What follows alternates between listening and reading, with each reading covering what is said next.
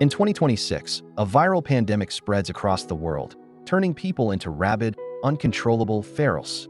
According to police reports, those infected become highly aggressive and nearly unstoppable. Researchers also confirm that once a person is bitten, they inevitably become one of the infected. Airports are no longer secure as quarantine measures fail, and both police forces and National Guard soldiers are being overwhelmed. The world as we know it has changed forever. In the midst of this chaos, a young boy named Sam is watching a movie when his television unexpectedly shuts off, something highly unusual. Concerned, he searches for his mother and heads upstairs, only to be startled by his older sister, Abigail. Together, they go to their mother, who is on the phone with their father while hastily packing their essentials to evacuate. Their father, a pilot, reassures them that everything will be fine and expresses hope that they will reunite soon. He even shows Abigail that he is still wearing the bracelet she gave him as a sign of their bond. As the family prepares to leave, a loud thudding noise is heard from the roof. Alarmed, they rush outside, attempting to escape. Suddenly, a feral attacks them from behind. In the chaos, Abigail's mother is bitten, forcing Abigail to hide under a car. Tragically, Sam is also bitten. Moments later, their mother succumbs to the infection and reanimates as a feral. She attempts to attack Abigail, but a man appears just in time and kills her. The man, Cassius, is a police officer who rescues Abigail, and she clings to him in terror. As they are about to leave, Sam also turns into a feral. Cassius gently instructs Abigail to close her ears and look away before he puts Sam down. 10 years later, the once thriving city has been overtaken by nature, with green foliage covering buildings and streets. Deep in the woods, Abigail has grown into a capable survivor. She now lives with Cassius, and together they endure by hunting, foraging, and frequently relocating their camp to stay hidden from the ferals. As night falls, Cassius studies a map, searching for their next destination while Abigail sits nearby, sketching. Cassius mentions that they have only 39 seeds left, which should thrive in a good tropical climate. As they talk, Cassius reminisces about the days when he could relax on the beach, sipping orange juice, while Abigail expresses her eagerness to see the ocean again. Later that night, Cassius is jolted awake by an unfamiliar sound. He quietly steps outside to investigate, checking his traps. Suddenly, a feral lunges at him from behind. Reacting quickly, he grabs his gun and kills it. Realizing their location is no longer safe, Cassius determines that a pack of ferals must be nearby, likely around 30 of them. Urgently, he instructs Abigail to pack their belongings as they need to move immediately. At dawn, they load their supplies onto their horses and set out. Along the way, they take a brief break to train before continuing their journey. Abigail suggests they head for an island or travel north, but Cassius insists they should stick to their plan. Suddenly, the sharp sound of gunfire echoes in the distance. Alarmed, they climb a nearby hill to investigate. Below, they spot a group of people under attack by a feral. As they watch, another feral emerges from behind, lunging at one of the men. Abigail, eager to help, raises her weapon to take a shot. Cassius warns her not to rush, but in her haste, she fires, accidentally hitting the man instead of the feral. Cassius quickly finishes off the creature. They cautiously approach the scene, and Cassius recognizes that the ferals are from the same pack, meaning more could be nearby. He tells Abigail to search the area for anything useful while he checks on the wounded man. Without hesitation, Cassius puts the man out of his misery and takes his shoes. Cassius immediately tells Abigail they need to leave before the ferals arrive. As they make their way forward, a group of armed survivors approaches. Abigail moves to warn them. When the group reaches them, they demand that Cassius and Abigail drop their weapons. Abigail tries to explain the danger, but one of the men raises a gun at her. Reacting swiftly, both she and Cassius disarm them, ordering them to stand down. At that moment, a pregnant woman named Megan steps out of a car and apologizes, but her husband, David, urges her to get back inside. Cassius reassures them that they mean no harm and were only trying to warn them about the approaching ferals. Before anyone can react, a swarm of feral zombies bursts from the shadows, attacking in a vicious pack.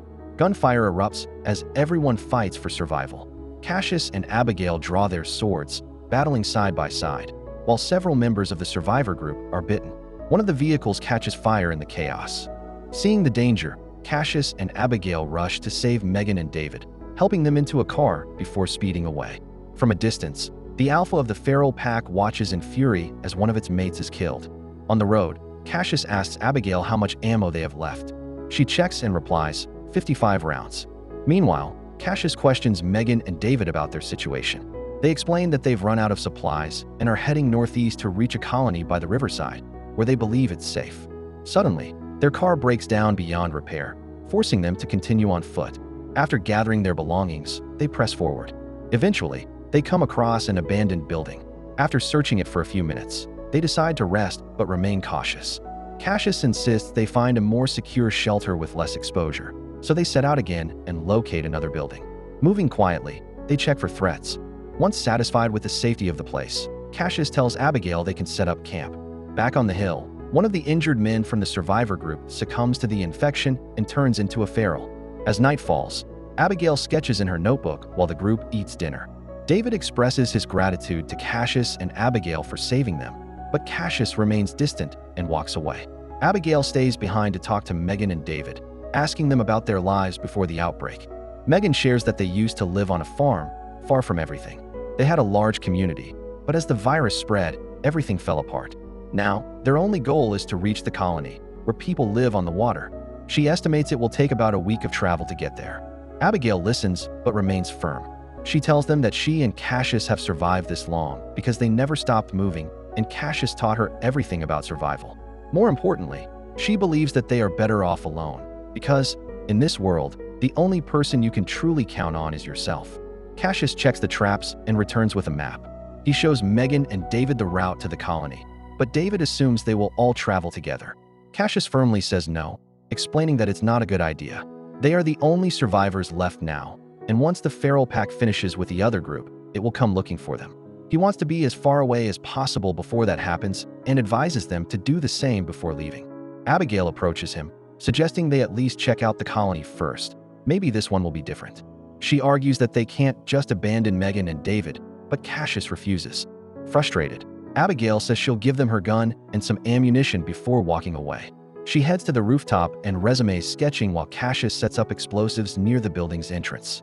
As rain begins to fall, the ferals pick up their scent and begin closing in.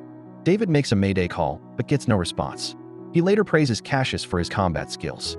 When David winces in pain, Cassius asks about it. David insists his twisted ankle is nothing compared to what his pregnant wife is enduring. Cassius assures him he will help them reach the colony. The next morning, Abigail sees ferals approaching. She rushes downstairs but is attacked. She kills one with her sword and throws another off the building. Cassius arrives in time to help. Explosives kill some ferals as the group escapes. David wants to rest, but Cassius insists they keep moving. Abigail recognizes the area and recalls a nearby small airport. She tells the group her father had a plane they used to fly. Cassius doubts it still works, but the group votes to check it out. Along the way, they find a wheelchair to help transport Megan. At the airport, David wants to turn back, but Cassius insists they search for the plane. Abigail finds the hangar, and to their joy, the plane is still there. Cassius asks David if he can repair it, hoping it will get them to the colony in hours. While David works on the plane, Cassius and Abigail explore the airport building. He gives Megan a gun for protection in case anything happens. Inside, Abigail finds an old picture of herself and her father, stirring memories. Meanwhile, outside, Megan and David discuss baby names for their child, whether it will be a boy or a girl. Up on the rooftop, Cassius hears an ominous noise. Using his telescope, he spots a massive pack of ferals emerging from the woods.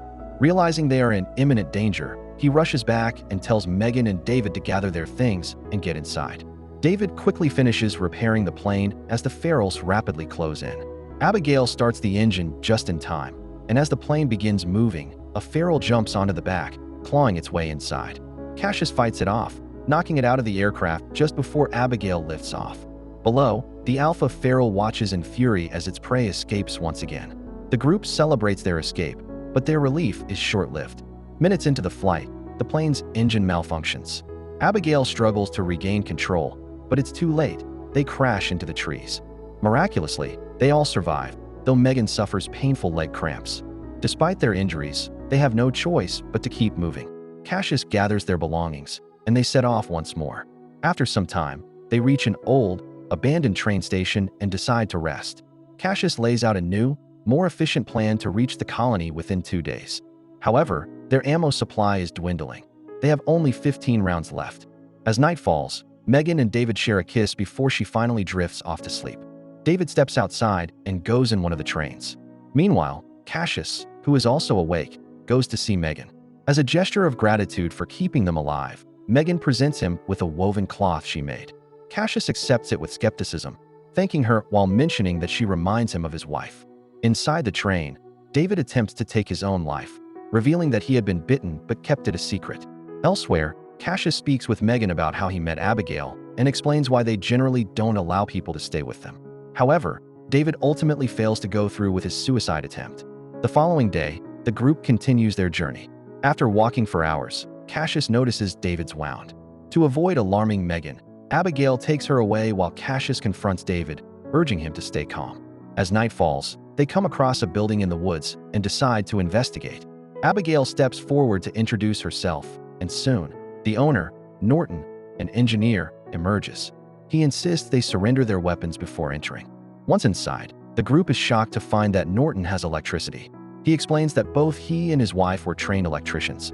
Norton provides them with shelter, offers food, and even allows them to shower.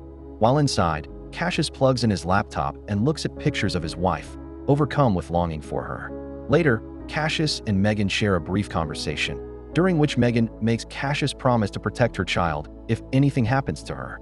Later that night, Norton offers them fruit juice. Cassius asks how long he has lived there, and Norton replies that he has been there for 20 years. The group tells him they are heading to the colony, to which Norton responds that he occasionally communicates with them via radio. However, the group grows suspicious about why Norton hasn't joined the colony himself. Norton insists that he prefers living alone. The conversation takes a darker turn when Norton expresses his belief that the pandemic is nature's way of cleansing humanity through evolution, ensuring only the strongest survive. He argues that humans always try to endure, no matter the cost. Meanwhile, David's infection worsens. When he looks in the mirror, he realizes it's only a matter of time before he turns. Before he can alert the others, Norton suddenly incapacitates the group and subdues David using a special sonic gauntlet he designed to control the ferals. David and the group wake up to find themselves tied up. Standing before them is Norton, who is preparing to experiment on them. He wears his armed gauntlet, a device capable of knocking out zombies. Introducing his wife, who has already turned feral and is locked inside a cage, Norton reveals David's wound, shocking Megan. Without warning, Norton releases his wife and uses his gauntlet to control her, commanding her to attack the group. However, David quickly breaks free and fights her off. Seizing the opportunity, he frees the others. Seeing his plan fall apart, Norton attempts to stop them but fails and is forced to flee. The group hurriedly gathers their belongings, grabs the car keys and some weapons, and escapes before Norton can re-emerge. They jump into the car and speed away. While driving, Megan's water suddenly breaks. The baby is coming. At the same time, ferals lie in wait within the woods ahead. As they spot the car, they begin a relentless pursuit. Cassius drives as fast as possible, but the vehicle is soon forced to a stop by an obstacle, leaving them with no choice but to continue on foot. David urges the others to go ahead while he stays behind to fight off the ferals. He manages to kill several of them, but is eventually overpowered and killed by the Alpha. Meanwhile, Cassius, Megan, and Abigail continue running for their lives. They finally reach the colony, known as King's Harbor, and desperately call for help. The colony's guards quickly respond, providing cover fire and driving the ferals back. The group is taken in by boat, and as soon as they arrive, Megan is rushed inside to give birth. Cassius expresses his gratitude to their rescuers. The next day, Cassius and Abigail are summoned by George, the leader of the colony. Cassius shares parts of their past, but George reassures them that they don't need to worry anymore. After the meeting, Abigail attempts to wander off, but Cassius stops her, informing her that they will be leaving at first light the next morning. However, Abigail refuses, insisting that she doesn't want to leave and can take care of herself. She then walks away. Cassius later visits Megan, where the nurse informs him that while the baby is healthy, Megan won't survive. In her final moments, Megan asks Cassius to promise he will care for her child just as he did for Abigail. She names the baby Hope before passing away. Cassius, keeping his promise, leaves with the newborn. Meanwhile, Norton arrives outside the colony, observing it from a distance. A group of ferals attempts to attack him, but he subdues them with his sonic gauntlet, intending to use them in an assault against the colony. On the ship, a boy named Roderick approaches Abigail and invites her to the club to unwind. After drinking and dancing, Roderick steps away, but Abigail secretly follows him. She stumbles upon a radio, but before she can investigate further, Roderick warns her not to touch it. It is then revealed that the entire ship is rigged with explosives and contains an escape tunnel in case of an emergency. Meanwhile, Cassius prepares his gear for their planned departure the next day, while Abigail continues drinking with Roderick. The next day, Norton successfully lures the Ferals onto the boat, unleashing an attack on the survivors. Chaos erupts as people scramble for safety, engaging in brutal fights along the way. Amid the mayhem, Abigail urges Roderick to lead the survivors to the tunnel while she stays behind to find Cassius. Meanwhile, Cassius is searching for Abigail, while Abigail is fighting off Ferals and rescuing survivors. Eventually, the two reunite and fight side by side. Overcome with relief, they embrace. However, just as they prepare to leave, Norton ambushes Abigail, knocking her out. Cassius attempts to save her, but is tackled by a feral. He swiftly kills it and turns to face Norton as more ferals close in around them. Abigail regains consciousness while Norton relentlessly beats Cassius. Summoning his strength, Cassius lands a powerful blow on Norton, destroying his gauntlet in the process. Norton desperately tries to fix it, but before he can, the ferals overwhelm him, tearing him apart. Abigail quickly helps Cassius escape. Meanwhile, at the tunnel, the survivors manage to flee. Cassius and Abigail attempt to escape as well, but are confronted by the Alpha. Cassius fights him and manages to knock him down. Just then, Abigail looks closer and realizes the horrifying truth. The Alpha is her father. With no time to process it, they quickly board a boat and flee. As they reach the tunnel, Roderick detonates the explosives, blowing up the ships just as Cassius and Abigail make it to safety. Minutes later, an eerie noise fills the air. One of the survivors has been bitten. Cassius tries to calm him, but before he can, the Alpha feral reappears and attacks again. Cassius engages in a fierce hand-to-hand battle, but Abigail hesitates, unable to bring herself to kill the feral, her own father. The Alpha gains the upper hand, pinning Cassius down and attempting to bite him. In a final, painful decision, Abigail strikes, killing her father. Immediately after, Abigail rushes to Cassius and embraces him. As they stand together, they watch the ship burn, along with Megan's daughter, Hope. With heavy hearts, the remaining survivors press on in search of a new place to call home. Thanks for watching. Like and subscribe for more movie recaps.